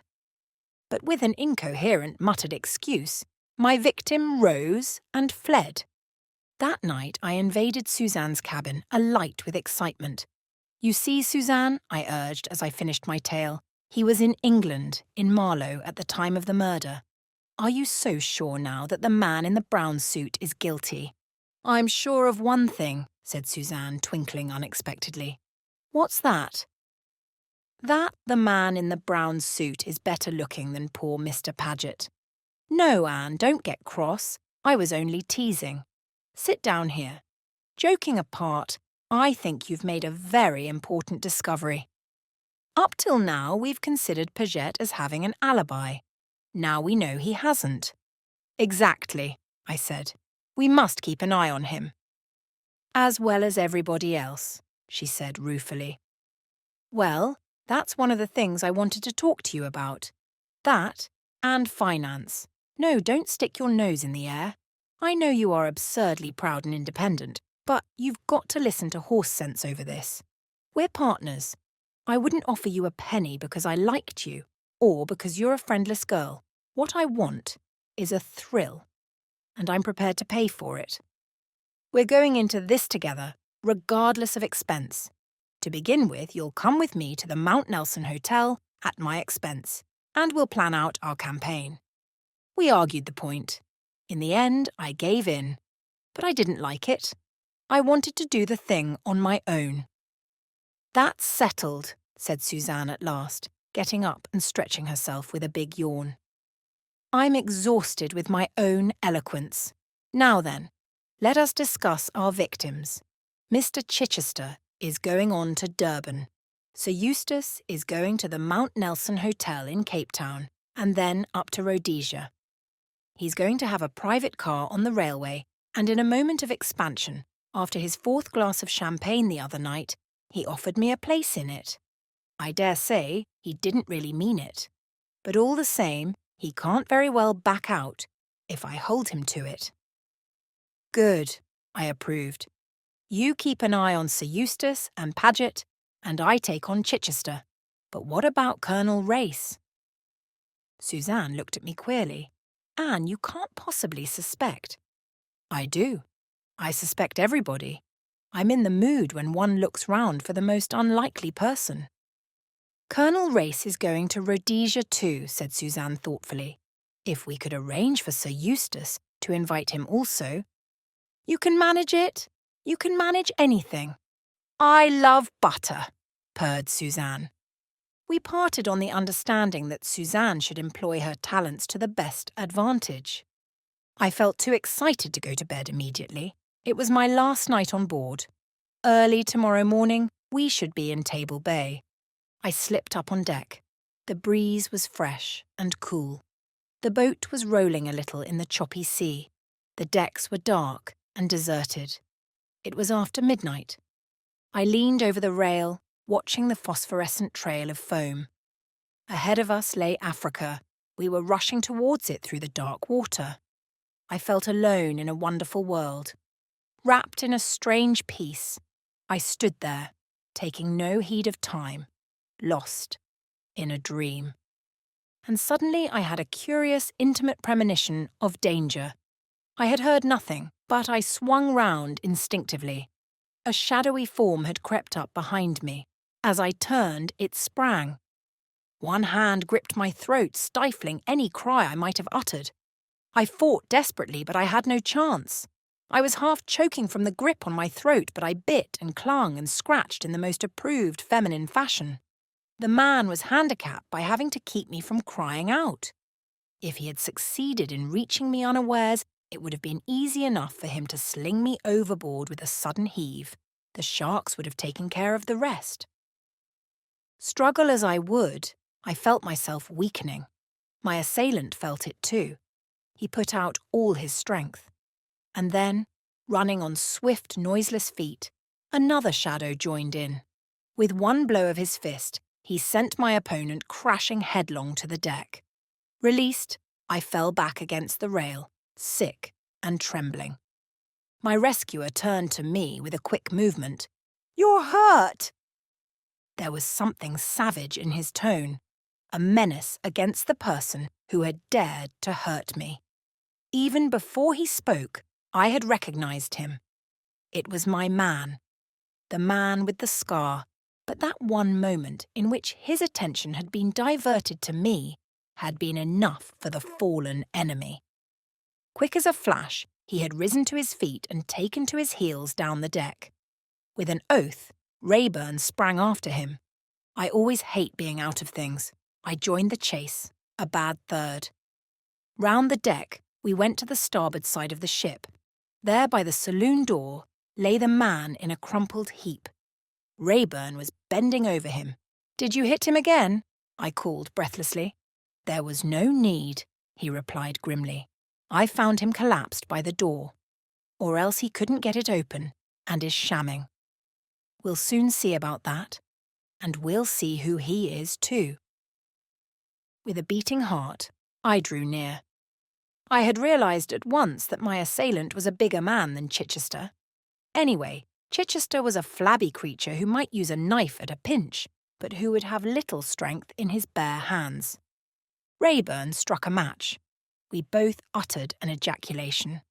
The man was Guy Paget. Rayburn appeared absolutely stupefied by the discovery. "Paget," he muttered. "My God, Paget." I felt a slight sense of superiority. "You seem surprised." "I am," he said heavily. "I never suspected." He wheeled suddenly round on me. "And you? You're not? You recognised him, I suppose, when he attacked you?" "No, I didn't." "All the same, I'm not so very surprised." He stared at me suspiciously. "Where do you come in, I wonder? And how much do you know?" I smiled. "A good deal, Mr. Lucas." He caught my arm. The unconscious strength of his grip made me wince. "Where did you get that name?" he asked hoarsely. "Isn't it yours?" I demanded sweetly. "Or do you prefer to be called the man in the brown suit?" That did stagger him. He released my arm and fell back a pace or two. "Are you a girl or a witch?" he breathed. "I'm a friend." I advanced a step towards him. "I offered you my help once, I offer it again. Will you have it?" The fierceness of his answer took me aback. "No, I'll have no truck with you, or with any woman. Do your damnedest." As before, my own temper began to rise. "Perhaps," I said, "you don't realise how much in my power you are. A word from me to the captain." "Say it," he sneered, then advancing with a quick step. "And whilst we're realising things, my girl, do you realise that you're in my power this minute? I could take you by the throat like this." With a swift gesture, he suited the action to the word. I felt his two hands clasp my throat and press, ever so little, like this, and squeeze the life out of you, and then, like our unconscious friend here, but with more success, fling your dead body to the sharks. What do you say to that? I said nothing. I laughed, and yet I knew that the danger was real. Just at that moment, he hated me, but I knew that I loved the danger, loved the feeling of his hands on my throat, that I would not have exchanged that moment for any other moment in my life. With a short laugh, he released me. "What's your name?" he asked abruptly. "Anne Beddingfeld." "Does nothing frighten you, Anne Beddingfeld?" "Oh, yes," I said with an assumption of coolness I was far from feeling. "Wasps, sarcastic women, very young men, cockroaches, and superior shop assistants." He gave the same short laugh as before. Then he stirred the unconscious form of Paget with his feet. "What shall we do with this junk?" "Throw it overboard?" he asked carelessly. "If you like." I answered with equal calm. I admire your wholehearted, bloodthirsty instincts, Miss Beddingfeld, but we will leave him to recover at his leisure. He is not seriously hurt. You shrink from a second murder, I see, I said sweetly. A second murder? He looked genuinely puzzled. The woman at Marlow, I reminded him, watching the effect of my words closely. An ugly, brooding expression settled down on his face. He seemed to have forgotten my presence. I might have killed her, he said. Sometimes I believe that I meant to kill her. A wild rush of feeling, hatred of the dead woman, surged through me. I could have killed her that moment had she stood before me. For he must have loved her once. He must, to have felt like that. I regained control of myself and spoke in my normal voice. We seem to have said all there is to be said, except good night. Good night and goodbye, Miss Beddingfeld. Au revoir, Mr. Lucas. Again he flinched at the name. He came nearer. Why do you say that? Au revoir, I mean? Because I have a fancy that we shall meet again. Not if I can help it. Emphatic as his tone was, it did not offend me. On the contrary, I hugged myself with secret satisfaction. I am not quite a fool. All the same, I said gravely, I think we shall. Why? I shook my head, unable to explain the feeling that had actuated my words. I never wish to see you again, he said suddenly and violently. It was really a very rude thing to say, but I only laughed softly and slipped away into the darkness. I heard him start after me and then pause, and a word floated down the deck. I think it was a witch. Chapter 17. Extract from the Diary of Sir Eustace Pedlar, Mount Nelson Hotel, Cape Town. It is really the greatest relief to get off the Kilmorden. The whole time that I was on board, I was conscious of being surrounded by a network of intrigue. To put the lid on everything, Guy Paget must needs engage in a drunken brawl the last night. It is all very well to explain it away, but that is what it actually amounts to. What else would you think if a man comes to you with a lump the size of an egg on the side of his head and an eye coloured all the tints of the rainbow? Of course, Paget would insist on trying to be mysterious about the whole thing. According to him, you would think his black eye was the direct result of his devotion to my interests. His story was extraordinarily vague and rambling, and it was a long time before I could make head or tail of it. To begin with, it appears he caught sight of a man behaving suspiciously. Those are Paget's words. He has taken them straight from the pages of a German spy story. What he means by a man behaving suspiciously he doesn't know himself. I said so to him. He was slinking along in a very furtive manner, and it was the middle of the night, Sir Eustace. Well, what were you doing yourself? Why weren't you in bed and asleep like a good Christian? I demanded irritably. I had been coding those cables of yours, Sir Eustace, and typing the diary up to date. Trust Paget to be always in the right and a martyr over it. Well, I just thought I would have a look around before turning in, Sir Eustace. The man was coming down the passage from your cabin. I thought at once there was something wrong by the way he looked about him. He slunk up the stairs by the saloon.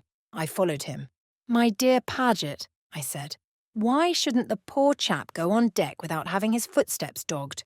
Lots of people even sleep on deck. Very uncomfortable, I've always thought. The sailors wash you down with the rest of the deck at 5 in the morning. I shuddered at the idea. Anyway, I continued, if you went worrying some poor devil who was suffering from insomnia, I don't wonder he landed you one. Paget looked patient. If you would hear me out, Sir Eustace, I was convinced the man had been prowling about near your cabin where he had no business to be. The only 2 cabins down that passage are yours and Colonel Race's. Race, I said, lighting a cigar carefully, can look after himself without your assistance, Paget. I added as an afterthought, so can I. Paget came nearer and breathed heavily as he always does before imparting a secret. You see, Sir Eustace, I fancied, and now indeed I am sure, it was Rayburn. Rayburn? Yes, Sir Eustace. I shook my head. Rayburn has far too much sense to attempt to wake me up in the middle of the night. Quite so, Sir Eustace. I think it was Colonel Race he went to see. A secret meeting. For orders. Don't hiss at me, Paget, I said, drawing back a little. And do control your breathing. Your idea is absurd. Why should they want to have a secret meeting in the middle of the night? If they'd anything to say to each other, they could hobnob over beef tea in a perfectly casual and natural manner. I could see that Paget was not in the least convinced. Something was going on last night, Sir Eustace, he urged. Or why should Rayburn assault me so brutally? You're quite sure it was Rayburn? Paget appeared to be perfectly convinced of that. It was the only part of the story that he wasn't vague about. There's something very queer about all this, he said. To begin with, where is Rayburn? It's perfectly true that we haven't seen the fellow since we came on shore. He did not come up to the hotel with us. I decline to believe that he is afraid of Paget, however. Altogether, the whole thing is very annoying. One of my secretaries has vanished into the blue, and the other looks like a disreputable prizefighter. I can't take him about with me in his present condition. I shall be the laughing-stock of Cape Town. I have an appointment later in the day to deliver old Milray's billet-doux, but I shall not take Paget with me. Confound the fellow and his prowling ways. Altogether, I am decidedly out of temper. I had poisonous breakfast with poisonous people. Dutch waitresses with thick ankles who took half an hour to bring me a bad bit of fish. And this farce of getting up at 5 a.m. on arrival at the port to see a blinking doctor and hold your hands above your head simply makes me tired. Later, a very serious thing has occurred. I went to my appointment with the Prime Minister, taking Milray's sealed letter. It didn't look as though it had been tampered with, but inside was a blank sheet of paper. Now, I suppose I'm in the devil of a mess. Why I ever let that bleating old fool Milray embroil me in the matter I can't think. Paget is a famous Job's comforter. He displays a certain gloomy satisfaction that maddens me. Also, he has taken advantage of my perturbation to saddle me with the stationery trunk. Unless he is careful, the next funeral he attends will be his own. However, in the end, I had to listen to him. Supposing, Sir Eustace, that Rayburn had overheard a word or two of your conversation with Mr. Milray in the street. Remember, you had no written authority from Mr. Milray. You accepted Rayburn on his own valuation. You think Rayburn is a crook, then? I said slowly. Paget did. How far his views were influenced by resentment over his black eye, I don't know. He made out a pretty fair case against Rayburn, and the appearance of the latter told against him. My idea was to do nothing in the matter. A man who has permitted himself to be made a thorough fool of is not anxious to broadcast the fact. But Paget, his energy unimpaired by his recent misfortunes, was all for vigorous measures. He had his way, of course. He bustled out to the police station, sent innumerable cables, and brought a herd of English and Dutch officials to drink whiskies and sodas at my expense. We got Milray's answer that evening. He knew nothing of my late secretary. There was only one spot of comfort to be extracted from the situation. At any rate, I said to Paget, you weren't poisoned. You had one of your ordinary bilious attacks. I saw him wince. It was my only score. Later. Pahetta is in his element. His brain positively scintillates with bright ideas. He will have it now that Rayburn is none other than the famous man in the brown suit. I dare say he is right. He usually is. But all this is getting unpleasant. The sooner I get off to Rhodesia, the better. I have explained to Paget that he is not to accompany me. You see, my dear fellow, I said, you must remain here on the spot. You might be required to identify Rayburn any minute, and besides, I have my dignity as an English Member of Parliament to think of. I can't go about with a secretary who has apparently recently been indulging in a vulgar street brawl. Paget winced. He is such a respectable fellow that his appearance is pain and tribulation to him. But what will you do about your correspondence and the notes for your speeches, Sir Eustace? I shall manage, I said airily. Your private car is to be attached to the 11 o'clock train tomorrow, Wednesday morning, Paget continued. I have made all arrangements. Is Mrs. Blair taking a maid with her? Mrs. Blair? I gasped. She tells me you offered her a place. So I did, now I come to think of it. On the night of the fancy dress ball. I even urged her to come. But I never thought she would. Delightful as she is, I do not know that I want Mrs. Blair's society all the way to Rhodesia and back. Women require such a lot of attention, and they are confoundedly in the way sometimes. Have I asked anyone else? I said nervously. One does these things in moments of expansion. Mrs. Blair seemed to think you had asked Colonel Race as well. I groaned. I must have been very drunk if I asked Race. Very drunk indeed. Take my advice, Paget, and let your black eye be a warning to you. Don't go on the bust again. As you know, I am a teetotaler, Sir Eustace. Much wiser to take the pledge if you have a weakness that way. I haven't asked anyone else, have I, Paget? Not that I know of, Sir Eustace. I heaved a sigh of relief. There's Miss Beddingfeld, I said thoughtfully. She wants to get to Rhodesia, to dig up bones, I believe. I've a good mind to offer her a temporary job as a secretary. She can typewrite, I know, for she told me so. To my surprise, Paget opposed the idea vehemently. He does not like Anne Beddingfeld. Ever since the night of the black eye, he has displayed uncontrollable emotion whenever she is mentioned. Paget is full of mysteries nowadays. Just to annoy him, I shall ask the girl. As I said before, she has extremely nice legs. Chapter 18. Anne's narrative resumed. I don't suppose that as long as I live I shall forget my first sight of Table Mountain. I got up frightfully early and went out on deck. I went right up to the boat deck, which I believe is a heinous offence, but I decided to dare something in the cause of solitude. We were just steaming into Table Bay. There were fleecy white clouds hovering above Table Mountain, and nestling on the slopes below, right down to the sea, was the sleeping town, gilded and bewitched by the morning sunlight. It made me catch my breath and have that curious, hungry pain inside that seizes one sometimes when one comes across something that's extra beautiful. I'm not very good at expressing these things, but I knew well enough that I had found, if only for a fleeting moment, the thing that I had been looking for ever since I left Little Hampsley. Something new, something hitherto undreamed of, something that satisfied my aching hunger for romance. Perfectly silently, or so it seemed to me, the Kilmorden glided nearer and nearer.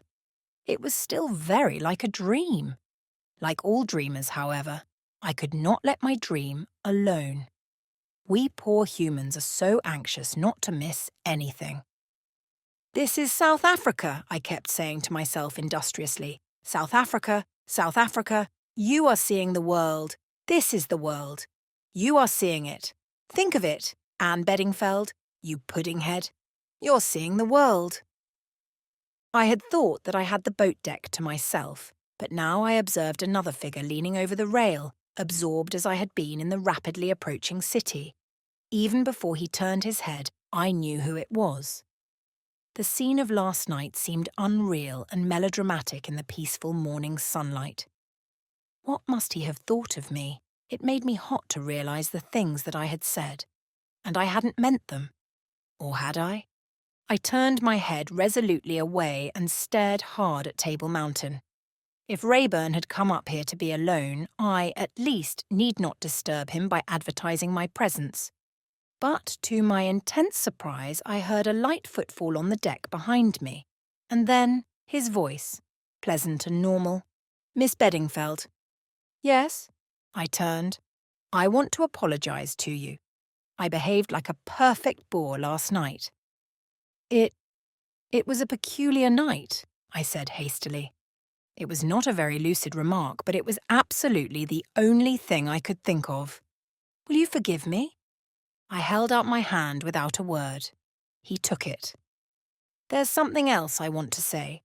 His gravity deepened. Miss Beddingfeld, you may not know it, but you are mixed up in a rather dangerous business. I gathered as much, I said. No, you don't. You can't possibly know. I want to warn you. Leave the whole thing alone. It can't concern you, really. Don't let your curiosity lead you to tamper with other people's business. No, please don't get angry again.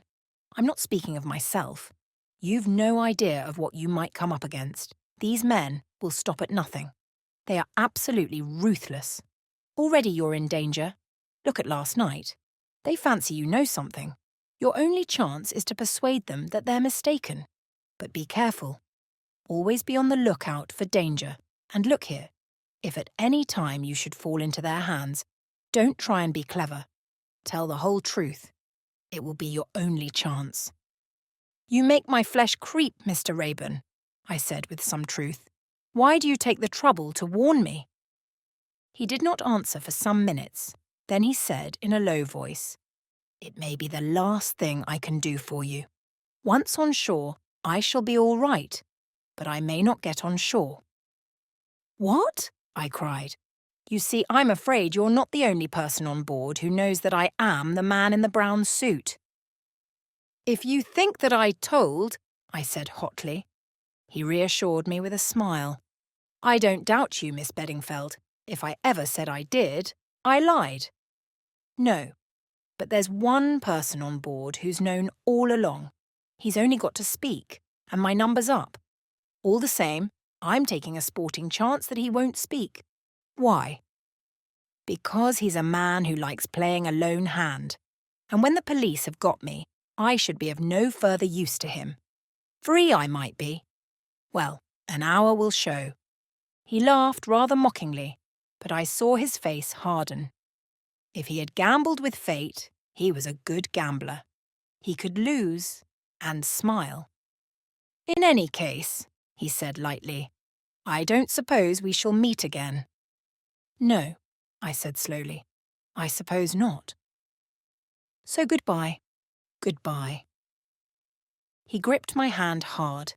Just for a minute his curious light eyes seemed to burn into mine. Then he turned abruptly and left me. I heard his footsteps ringing along the deck. They echoed and re-echoed. I felt that I should hear them always. Footsteps. Going out of my life. I can admit frankly that I did not enjoy the next 2 hours. Not till I stood on the wharf, having finished with most of the ridiculous formalities that bureaucracies require, did I breathe freely once more. No arrest had been made, and I realised that it was a heavenly day, and that I was extremely hungry. I joined Suzanne. In any case, I was staying the night with her at the hotel. The boat did not go on to Port Elizabeth and Durban until the following morning. We got into a taxi and drove to the Mount Nelson. It was all heavenly. The sun, the air, the flowers.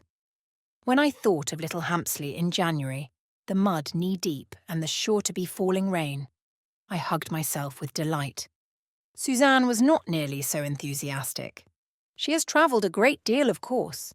Besides, she is not the type that gets excited before breakfast. She snubbed me severely when I let out an enthusiastic yelp at the sight of a giant blue convolvulus. By the way, I should like to make it clear here and now that this story will not be a story of South Africa. I guarantee no genuine local colour, you know the sort of thing, 6 words in italics on every page. I admire it very much, but I can't do it. In South Sea Islands, of course, you make an immediate reference to bêche de mer. I don't know what bêche de mer is. I never have known. I probably never shall know. I've guessed once or twice and guessed wrong. In South Africa, I know you at once begin to talk about a stoep. I do know what a stoep is. It's the thing round a house and you sit on it. In various other parts of the world, you call it a veranda, a piazza and a ha-ha. Then again, there are pawpaws. I had often read of pawpaws. I discovered at once what they were, because I had one plumped down in front of me for breakfast. I thought at first that it was a melon gone bad. The Dutch waitress enlightened me and persuaded me to use lemon juice and sugar and try again. I was very pleased to meet a pawpaw. I had always vaguely associated it with a hula hula, which I believe, though I may be wrong, is a kind of straw skirt that Hawaiian girls dance in. No, I think I am wrong.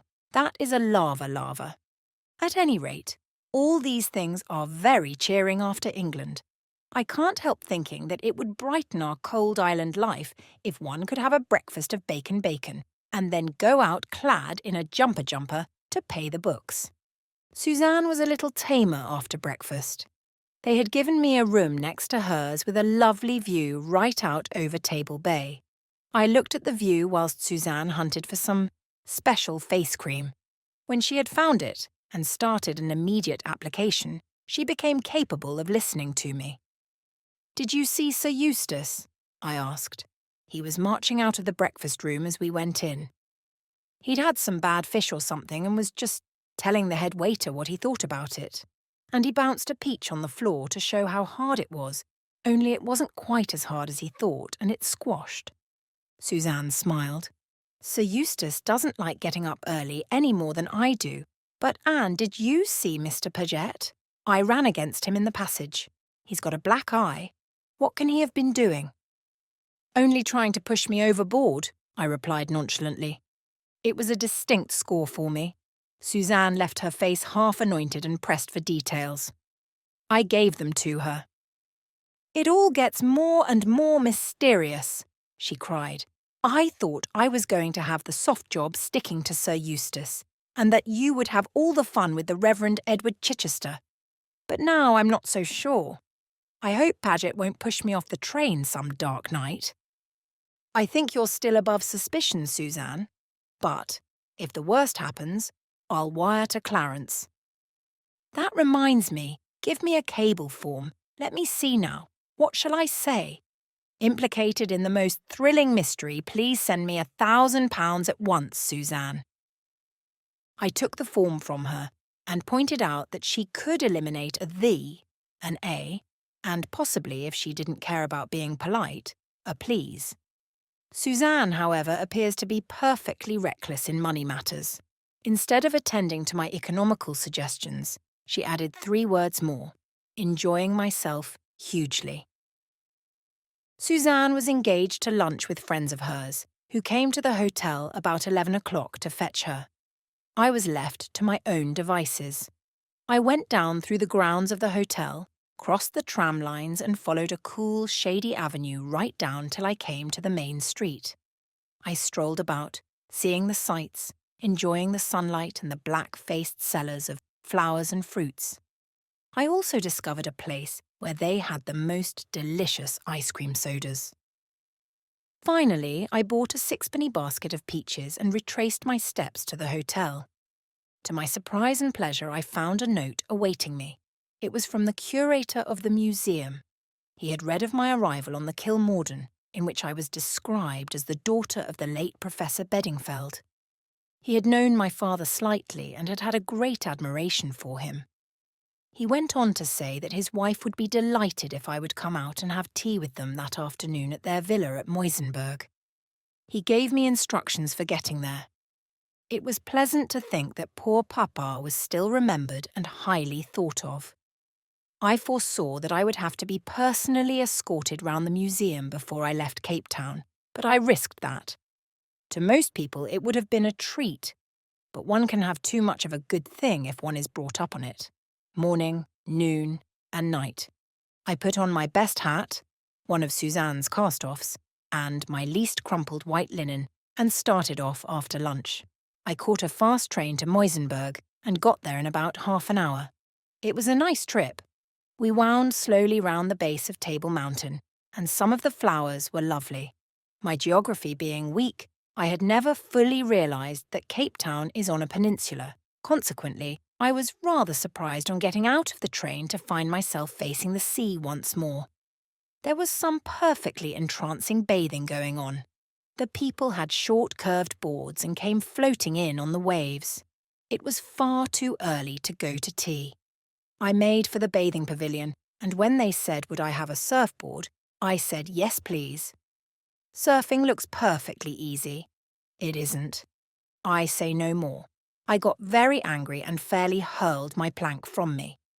Nevertheless, I determined to return on the first possible opportunity and have another go. I would not be beaten. Quite by mistake, I then got a good run on my board and came out delirious with happiness.